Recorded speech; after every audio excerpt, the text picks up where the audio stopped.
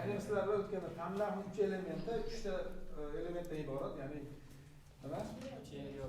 Moddiy xarajatlar, ish xarajatlari hamda ishlab chiqarish xarajatlaridan bo'linadi.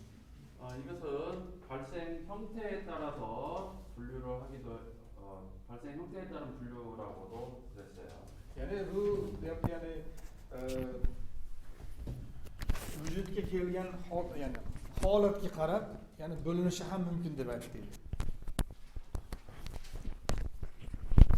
그래서 이 원가의 3요소에 대해서 요소별 원가 계산에서 얘네들은 원가 계산을 하기 위해서 처음으로 시작하는 계산이에요. Ya'ni bu elementlar bo'yicha tanlarni hisoblash, bu tanlarni boshlang'ich hisoblanishi hisoblanadi. Ya'ni asosiy hisoblanadigan qism hisoblanadi tanlarni.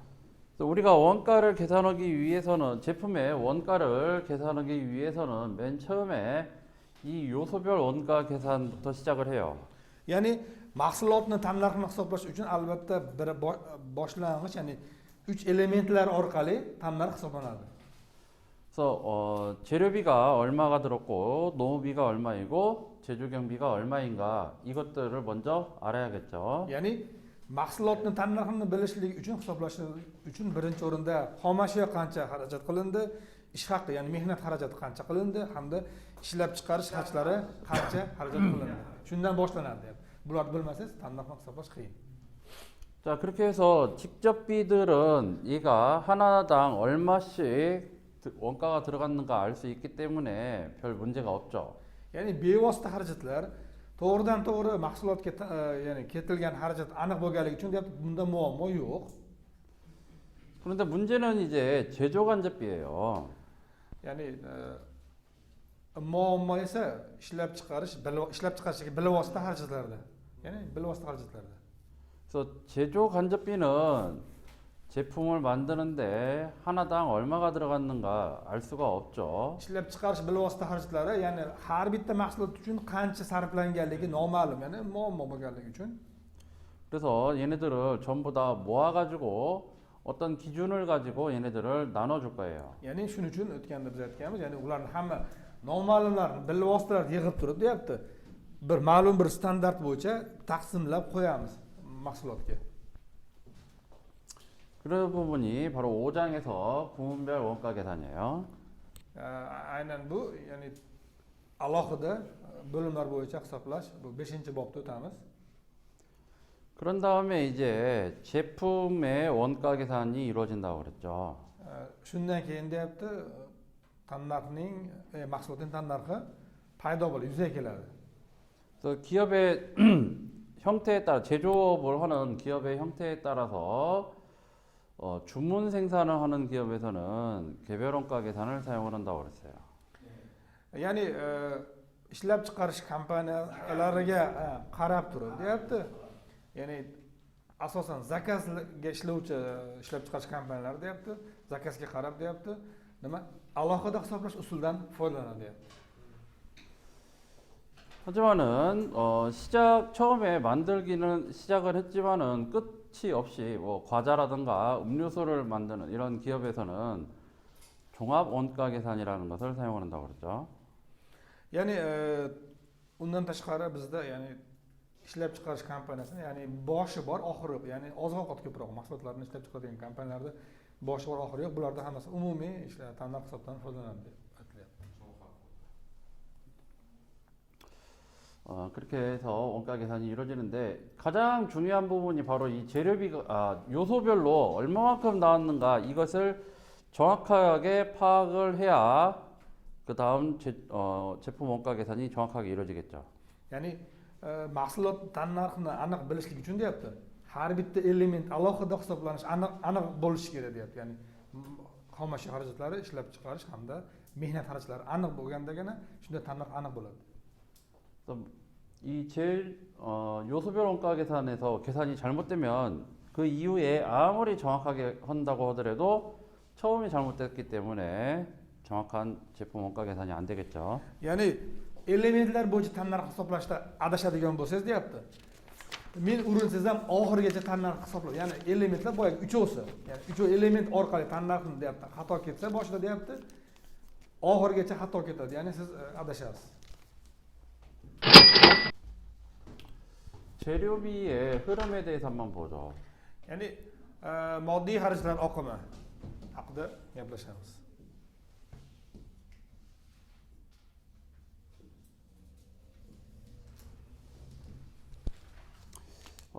재료는 자산이에요. Ya'ni xom ashyolar bu aktiv hisoblanadi. 그래서 기초가 있고 기말이 있죠. Ya'ni xom ashyo aktiv bo'lganligi uchun deyapti. Buni nima? Boshi bor, oxiri bor, a? Ya'ni oy boshiga qoldik, oy oxiriga qoldik yoki yil boshi, yil oxiri. 또 재료를 사용을 하게 되면은 그만큼 자산이 감소를 하게 되겠죠. Ya'ni xom ashyoni ishlatganin sari deb, ya'ni xom ashyoni ombordan olib ishlab chiqarish jarayoniga qo'ygan sari xom ashyo ozayib boraveradi, to'g'rimi? Kamso bo'ladi. Ya'ni aktivni kamso degani. Ya'ni xom ashyo degan hisobingiz ozayib boraveradi. 그래서 사용 한장에 대해서는 대변에 기록을 해줬어요. Endi iste'mol, nima haqiqiy iste'mol qiymati deyapti, bu haqiqiy ombordan olib ishlab chiqarishga qo'ydingiz deyapti. Endi TBO'da kreditda joylashadi deyapti. 또 사용한 만큼에 대해서 재료비라고 하는 계정으로 보내줘요. Endi ombordan olib xom ashyoni qancha ishlatgan sari deyapti. Buni aynan moddiy xarajatlar hisobida, ya'ni moddiy xarajatlar bu yerdagi biz xom ashyo xarajatlari deb turib alohida hisobga olib o'tamiz. Chunki omborda turgan xom ashyoni olib ishlab chiqarish ishlayapti. Ya'ni iste'mol bo'lyapti degani. Ya'ni ishlanyapti. 이 재료비라는 계정은 임시 계정이라고 그러죠. Ya'ni teryopi moddiy xarajatlar hisobimiz nomi bu imshi, ya'ni vaqtinchalik hisob deganmiz. Vaqtida ishlatamiz, keyin bekilib ketadi hisobimiz. Oxiri 0 ga teng bo'ladi. 그래서 임시로 나타났다가 이제 없어지는 재무제표상에서는 나타나지 않죠. Ya'ni bu hisoblarimiz vaqtincha foydalanamiz hamda bu 0 ga tenglab yo'qolib ketadi. Bu aynan bizning kitoblarimiz yoki jurnalda bo'ladi xolos. Lekin moliyaviy hisobotlarimizda ko'rinmaydigan hisoblarning nomlari. Shuning uchun ular vaqtinchalik deb ataladi. 임시 계정이기 때문에 비용처럼 사용은 되지만 성격은 비용하고 비슷해요. Ya'ni bu vaqtinchalik hisoblar deyapti. Xarajatga o'xshab deyapti. Ya'ni xarakteri shunaqa xarajatga o'xshaydi. Bu paydo bo'ladi, yo'qib qoladigan narsa. Shuning uchun deyapti, buni xarakterlari, ya'ni holati paydo bo'lib, oxiri yo'q bo'ladi. Ya'ni bekiladi deganimiz, yo'q degani umuman yo'qqa bormaymizda chiziqcha qilib turib, ya'ni keldi, chiqarildi, 0 ga teng. Ya'ni mahsulot tugadi degani, xom ashyo tugadi degani. 우리가 지난 시간에 원가를 분류를 하면서 실제 원가와 예정 원가에 대해서 구분을 지었었어요. Ya'ni biz o'tgan darsimizda tannarxni bo'lganmiz deyapti. Ya'ni haqiqiy xarajatlar hamda oldindan rejalashtirilgan xarajatlar, tannarx deb turib o'tganmiz deyapti. Ko'zda tutilgan tannarx. 그래서 실제 원가는 뭐 역사적 원가다, 사후 원가다 그렇게 표현을 했었죠. Ya'ni haqiqiy tannarxni, ya'ni tarixiy tannarx deb aytdikmi? Tarixiy xarajat deb aytdik. Chunki oldinda bo'lib o'tgan bo'lgan, ya'ni haqiqatdan foydalanganligimiz uchun. 예정 원가는 사전 원가다 그랬죠. Ya'ni ko'zda tutilgan xarajatlarimiz, ya'ni kelajakda bo'ladigan, siz oldindan rejalashtirgan xarajat degan. Oldindan tannarx belgilab olasiz. 원가 계산을 우리는 재무제표는 실제 원가로 해서 표현을 해줘야 돼요. Ya'ni bizni hisobotlarimiz, barcha moliyaviy hisobotlar shilcha, ya'ni haqiqiy tannarxdan, ya'ni raqamlardan foydalaniladi. 하지만은 실제 원가는 정확하기는 하지만은 사후에 원가 계산을 하기 때문에 계산하는데 시간이 오래 걸리죠. Ya'ni bu haqiqiy tannarx, ya'ni vaqtlar o'tishi bilan yuzaga kelishi evaziga deyapti. Ozroq vaqt talab qiladi deyapti. 하지만 예정 원가로 해서 하면은 아직 사용은 안 했지만 예측을 해가지고 얼마만큼 쓸 것이다라고 예측을 해서 원가 계산을 하면은 더 계산이 빨라질 수 있겠죠. Endi ko'zda tutilgan, bu yerda yozilgan ko'zda tutilgan iste'mol qiymati deb turibdi. Ko'zda tutilgani prosta biz oldindan, ya'ni har bitta parta uchun shuncha tannarx belgilanadi deb oldindan biz taxmin qilib oldik xolos. Ko'zda tutilgani, lekin haqiqiysi emas. 그렇게 해서 원가 계산을 할 때는 예정으로 해서 원가 계산을 하기도 해요. tannarxni hisoblab turganda deyapti ko'proq kompaniya deyapti ko'zda tutilgan ya'ni taxmin qilingan tannarxni belgilab oladi deyapti kompaniya chunki biz buni hisobidan qilishimiz kerak xom ashiyoni olib turib qancha tannarxga yuzaga qancha foyda qancha daromad qilasiz shuni oldindan rejalashtirish uchun deyapti taxmin qilib tannarxni belgilab oladi deyapti. 하지만 실제로 사용한 거하고 예정하고는 반드시 차이가 나겠죠. albatta deyapti ya'ni sizni ko'zda tutilgan ya'ni taxmin qilgan tannarxingiz bilan deb haqiqatda ishlatilgan ya'ni yuzaga kelgan tannarx deyapti farqi albatta bor deyapti. 재무제표 작성을 할 때에는 반드시 실제 원가로 해서 작성을 해줘야 돼요. moliyaviy hisobotlarimizni tayyorlab turgan paytimizda albatta haqiqatda yuzaga kelgan aniq tannarxdan foydalaniladi albatta. 그래서 예정 원가로 했다고 하더라도 나중에 다시 실제하고 비교를 해가지고 이 차이가 난 만큼 조정해서 실제로 맞춰줘야 돼요. ya'ni deyapti siz oldindan ya'ni taxmin qilingan tannarximizdan foydalangan taqdirda ham kompaniya deyapti oxirida haqiqiy yuzaga kelgan tannarx bilan deyapti solishtirib turib deyapti farqini haqiqiy tannarxga qo'shaveramiz deyapti. Kam chiqsa ya'ni sizni rejadagida aytaman. 자, 그래서 재료비에 대해서 예정으로 해서 직접비는 제공품 계정으로, 간접비는 제조간접비 계정으로 보내줬네요. ya'ni kutilayotgan siz taxmin qilgan tannarxda bu yerda endi iste'mol xarajat bo'lyapti ya'ni shuncha xarajat qilar ekanmiz deb turib moddiy xarajatlarimiz xom ashyolarni deyapti ya'ni shuncha xarajat qilar ekanmiz shuncha mahsulot uchun deb turib chikchopini bevositalarini bevositaga bilvositalarni bilvositaga jo'natamiz deyapti. 간접비에 대해서는 우리가 정확하게 알 수 없기 때문에 어떤 기준을 가지고 배부를 해준다고 그랬죠. ya'ni deyapti bilvosita xarajatlarimizni deyapti hammasini yig'ib turib ya'ni ma'lum bir standart bo'yicha ya'ni kompaniya o'zining standart bo'yicha bo'lib turib yana bu yerda strelka ko'rganimdek mana bo'lib yana qaytaramiz chikchopga qo'shamiz deyapti ta'minotga qo'shaveramiz buni. 그래서 제공품 계정에서 이제 100% 완성이 되면은 얘네들은 더 이상 제공품이 아니기 때문에 제품 계정으로 넘어가게 되는 거죠. endi bu yerda ichcha jarayondagi mahsulot ya'ni chegongpum deyiladi ya'ni bu ishlab chiqarish jarayonidagi mahsulot deyapti bu yerda bizni hisobimiz nomi ya'ni zavod sex ichidagi mahsulot endi bu 100% bo'lgandan keyin bu yerda mana ishlab chiqarilyapti hali tayyor bo'lmadi tayyor bo'lgandan keyin debetga o'tamizda mana 100% tayyor bo'ldi mahsulot endi buni mahsulot degan hisobga o'tib qo'yamiz chepum degan hisobimizni nomi ya'ni jurnalistda t hisob ya'ni debit tarafga tayyor mahsulotda nechta tonna bo'lsa tonna dona bo'lsa dona yozasiz. 그래서 제공품 계정도 자산이고 제품 계정도 자산이에요. bular hammasi aktivlar. 자, 그런데 얘가 이제 제품이 판매가 되면은 이때 비용으로 인식한다고 그랬어요. ya'ni biz sizlar bilan aytamiz agar mahsulot sotilgandan boshlab bu xarajatga o'tadi deganmiz to'g'rimi? 그래서 매출 원가는 비용이었죠. aylanma bilan tannarximiz xarajat hisoblanadi. u strelkaga qarasalaring o'sha turibdi mahsulot degan hisobga ishlab chiqarish jarayonidagi mahsulot o'tdi omborga kirdi endi ombordan deb tushuntiryapman endi ombordan mahsulot sotildi aylanma tannarxiga debitga yozilyapti.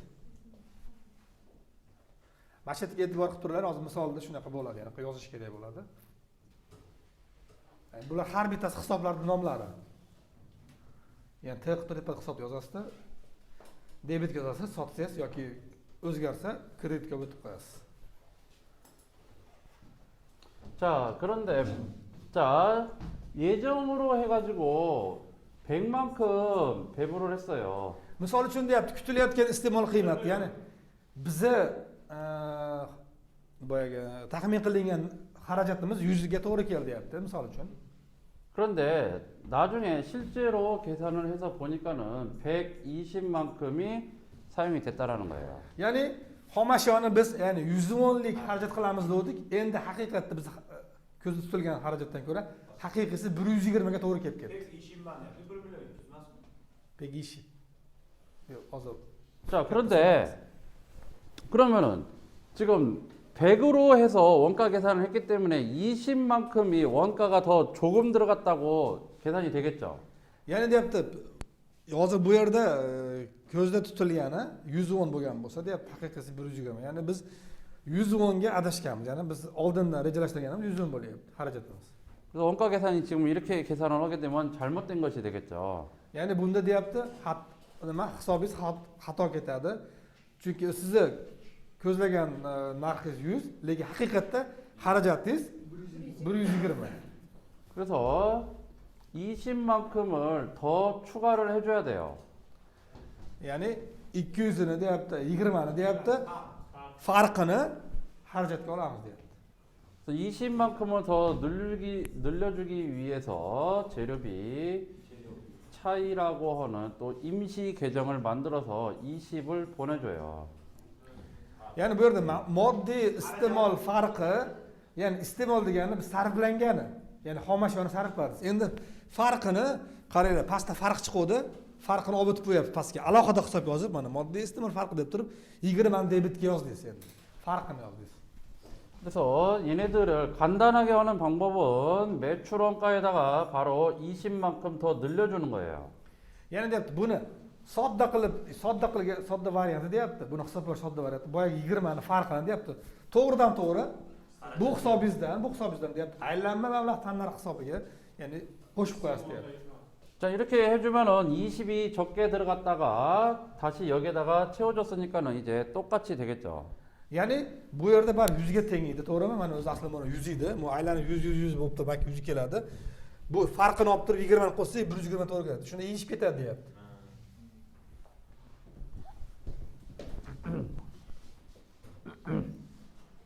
그런데 Lekin 이제 정확하게 하려고 한다면은 이 20은 매출원가로 바로 20이 가는 게 아니라 여기서 20이 제공품으로도 일부가 가야 하고 제품으로도 일부가 가야 하고 매출원가로도 일부가 가야 나눠줘야겠죠, 얘네들은. ya'ni boyagi farq 20 ni deyapti. O'zi odatda agar asli haqiqiy qilmoqchi bo'lsangiz deyapti. Bir qismi 20 vonni, bir qismi ishlab chiqarish jarayonida bo'lishi kerak.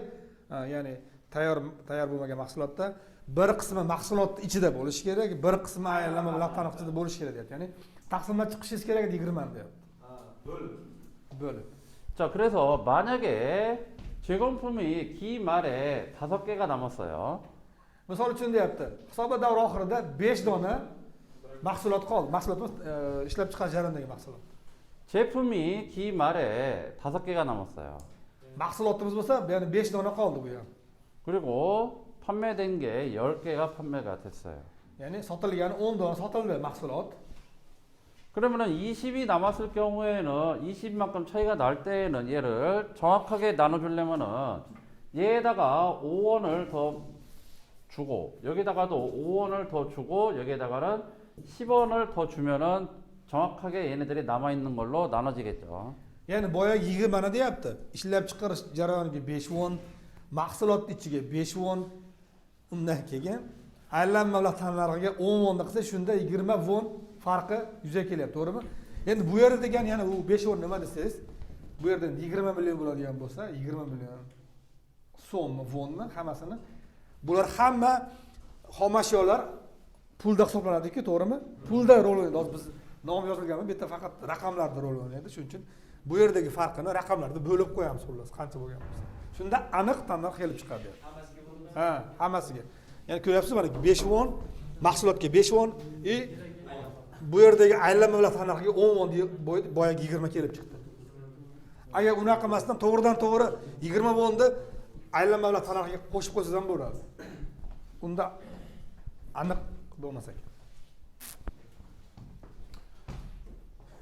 자, 만약에 이번에는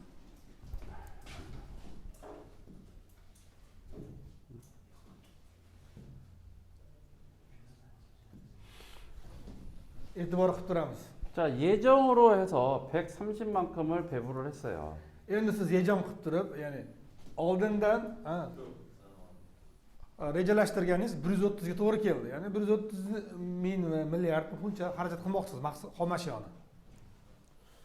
그런데 실제로 해서 보니까는 실제로 나온 것은 100밖에 안 돼요. Ya'ni haqiqatda siz sarfladingiz xomashiyoni aytgan tannarxga to'g'ri kelmadi, 100ga to'g'ri keldi. 자, 그렇게 되면은 지금 30만큼이 더 많이 늘어나 있겠죠. Bu yerda 네? 늘었다. 100밖에 안 돼 있는데 네. 130을 해서 130만큼을 보내줬기 때문에 30만큼 지금 더 늘어나 있을 거라고요. Ya'ni deyapti, bizni rejalashtirilgan narximiz deyapti, tannarximiz deyapti. Bu yerdagi xarajatimiz 130 bo'lganligi uchun deyapti. Hozir ko'paygan deyapti. Har bitta bo'limda, masalan, chiqarish jarayoni hamda mahsulot ichida, ya'ni rejalashtirilgan summa katta deyapti. 그럼 어떻게 해야 돼요? Endi nima qilish kerak deyapti bu holatda? 30만큼 줄여줘야겠죠. Endi 30 minglik, ya'ni 30 da ayirib tashlashimiz kerak deyapti. Hozir aytdi. 그래서 간단하게 하는 방법은 30을 보내주고 여기 30을 매출원가에서 30을 빼주는 거예요. Ya'ni deyapti 30 ming, bu yerga 30 oldi, endi debet kredit ko'rsatyapti, ko'ryapsizlarmi? Chunki sizni taxmin qilgan hisobingizdan deyapti, haqiqiy foydalangan, sarflagan hisobingiz kam bo'lganligi uchun taxmindagi summadan deyapti. Ya'ni biz taxmin qilgan summa 130 edi. Ya'ni 100 xarajat qilibmiz. Endi 30 minglik ayirib tashlashingiz kerak. Endi kreditga yozyapsiz 30 da, sodda yo'li iste'mol farqiga 30 yozib turib kreditga. Ya'ni aylanma mablag' narxidan 30 da ayirib tashlasangiz, shunda summa balans beradi. Bo'lmasam 자, 비용인데 대변에 30이 기록이 됐어요. 이 얘기는 뭔 얘기예요? ya'ni bu yerda deyapti 30 deyapti, kreditga yozilgan deyapti. Bu nima degan tushuncha bildiradi? 감소, 경화적소. 30만큼을 더 줄여주겠다라는 거죠. Ya'ni 30 ming o'nlik nima qisqartirish degani bu. 그래서 30이 더 많았었는데 여기에서 30을 빼줬기 때문에 이제 실제 원가와 동일하게 되겠죠. Endi bu yer taxmin qilingan narx 130, haqiqiy sarflangan xarajatimiz 100 bo'lganligi uchun deyapti 30 ming o'nda ayirib tashlaymiz, shunda deyapti. Siz ya'ni haqiqiy xarajatimiz balans beradi, to'g'ri keldi deyapti endi. 자, 얘도 간단하게 할 때는 매출원가에서 조정을 해주겠지만은 정확하게 한다라면은 제공품, 제품, 매출원가 세 개에서 다 해줘야겠죠. Ya'ni deyapti, bu ham ya'ni sodda qilib olingan, sodda qilib ayirib tashlasa deyapti, to'g'ridan to'g'ri aylanma mablag' tannarxida 30 da ayirib tashlasangiz ham to'g'ri keladi. Agar buni aniq ya'ni qismlari bo'yicha qilaman desangiz deyapti, bu ham bo'lib chiqasiz har bitta nimangizga hisoblaringiz, ya'ni ishlab chiqarish jarayonida hisobdan ayirasiz, ma'lum bir qismini mahsulotdan ayirasiz, aylanma mablag' tannarxdan ayirasiz. Shunda aniq yuzaga keladi. 자, 만약에 제공품이 10개가 남아 있어요. Misol uchun deyapti, 10 dona qoldi, ya'ni ishlab chiqarish jarayonida 10 dona mahsulotingiz qoldi. 제품은 20개가 남아 있어요. Mahsulotimiz, tayyor mahsulotimiz 20 dona qoldi. 판매는 30개가 됐어요. 서툴게 30다요. Sotilgani 30 ta. 자, 그러면은 총 이렇게 되겠죠. 60. Ya'ni jami qancha bo'ladi? 60. 거기에다가 지금 얼마가 많냐면은 30만큼이 많아요. Ya'ni qancha ko'p? 30 voltlik ko'p, ha? 30 ko'p. Bizni haqiqiy sarflanganimizdan rejalashtirganimiz 30 ko'p. 그래서 제공품 같은 경우는 10개니까 얘에다가 5만큼을 빼주면 되겠죠.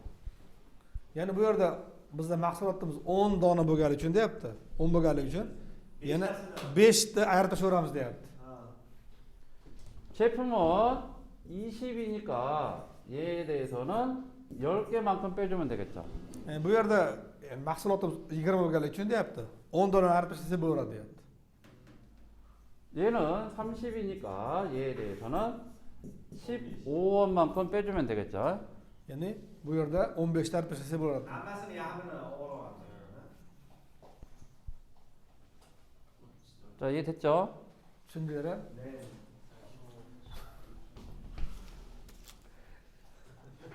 Qiyin. 어나노 온달라 misol uchun mahsulot shuncha qolsa deyapti.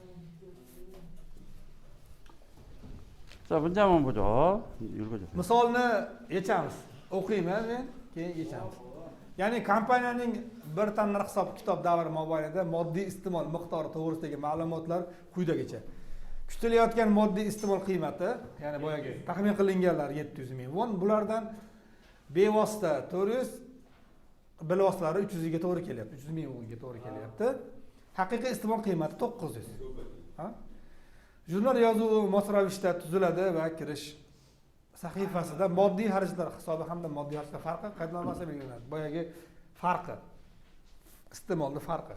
Ya'ni bu yerda rejalashtirilgani 700, haqiqiysi 900 bo'lyapti. 200 taş. İşlep koyuyor. Pasta işlep koyuyor. 됐습니다. 자, 재료라는 계정이 있어요.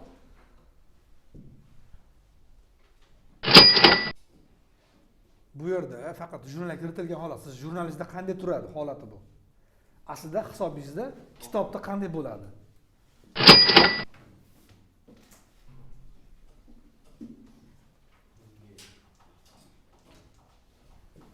재료라고 하는 계정이 있는데 제가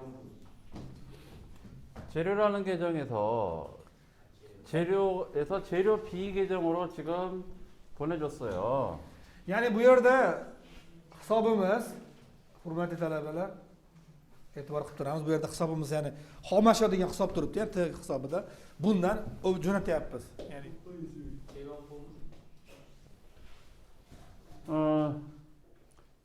자, 맨 처음에 제공품의 재료 B로 해서 예정 배부를 했죠, 얘는. ya'ni biz cheropi, ya'ni moddiy xarajatlar deb turib biz kutilayotgan dedik. Kutilayotgan deb qancha dedik? 700 mingni kutilayotgan deb aytdik.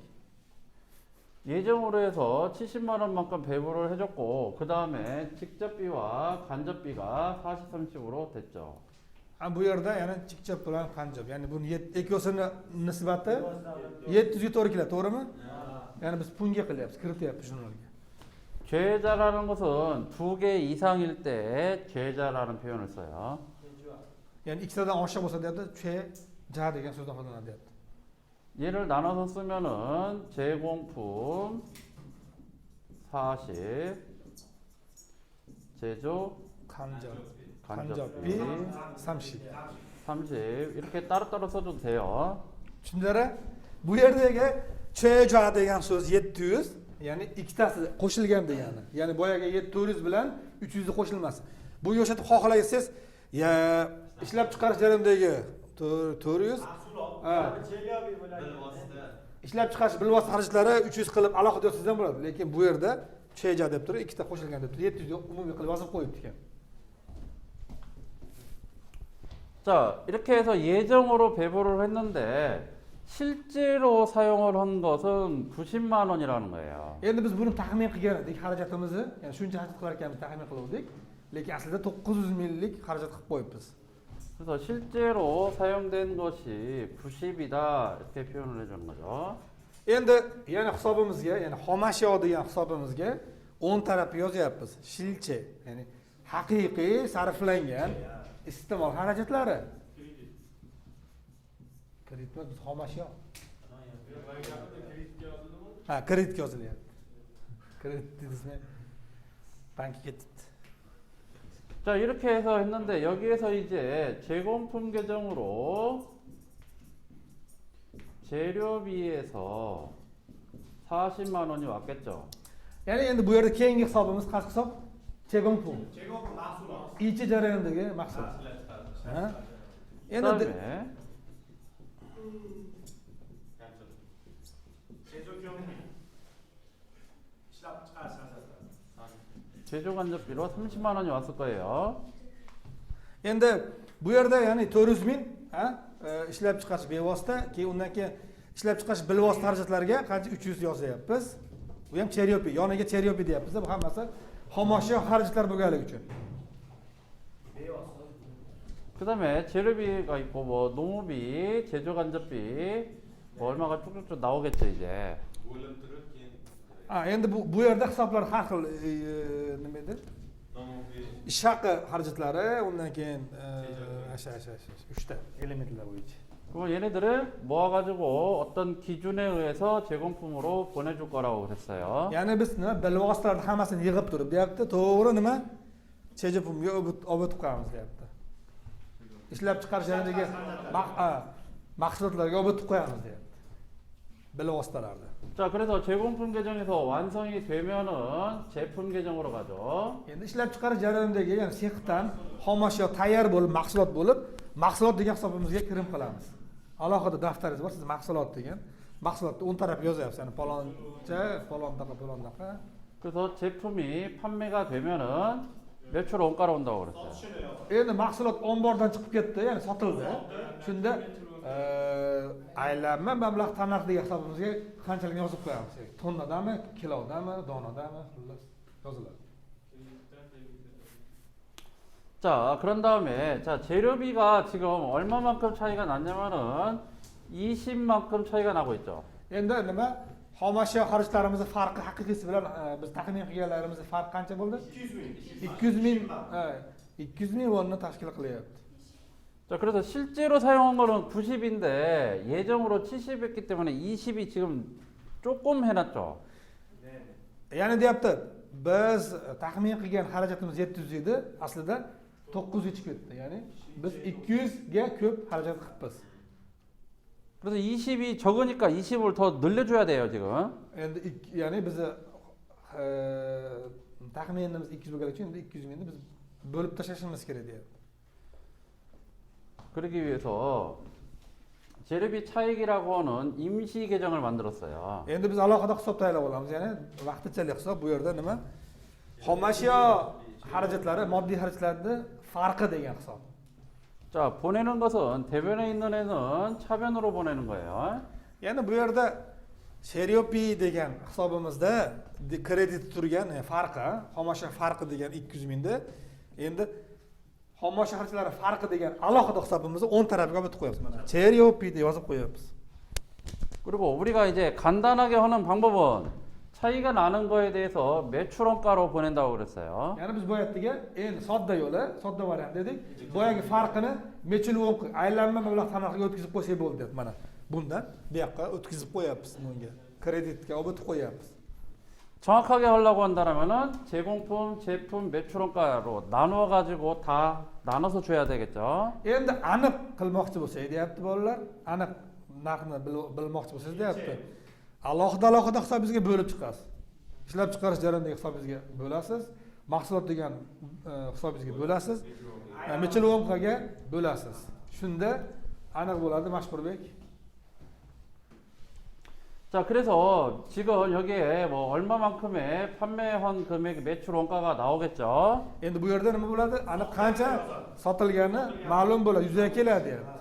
하지만 여기에서는 지금 20만 원이 적게 되어 있으니까 20만 원을 더 늘려주게 하겠죠. Endi bu yerdagi biz hisobimiz, ya'ni ko'zda tutilgani, taxmin qilinganimiz 700 bo'lganligi uchun yana 200 kam bo'lyapti. 대변에 있는 애는 차변으로 보내는 거죠. Endi bu yerda tebiyonda kredit degani chabiga debitga obitib qo'shib qo'yapmiz. Ya'ni 700 alohida biz ko'zda tutilgan xarajatimiz 700, farqi, ya'ni xarajatlarning farqi 200 qilib 900 ga balans beryapti shunda. 자, 이렇게 해서 차변에 비용 하라자트가 비용이 차변에 있으니까는 그만큼 더 늘어났겠죠. Ya'ni bu mechilvonqa xarajat bo'lganligi uchun xarajat qayerda paydo bo'ladi? Debitda paydo bo'ladi. Shuning uchun debitga o'tib qo'yamiz, xarajatlarimizni ko'paytirib qo'yamiz. Chinga qilib qo'yamizda, shu bilan 200 700 qo'shilgan 900 bo'lib, sizni taxmin qilganingiz bilan haqiqiy sarflanganingiz shunga balans beradi. Haymi? 자, 이 문제에서 90만 원이 아니라 60만 원이라고 해서 한번 계산을 해보세요. Endi bu misolimizda deyapti, sizni haqiqiy sarflaganingiz 600 bo'lyapti. 600 ming bo'lsa deyapti. 계산. O'ttovga kelsam hamnikka qanday hisoblaysizlar? Davay. Hisoblar ekansizlar.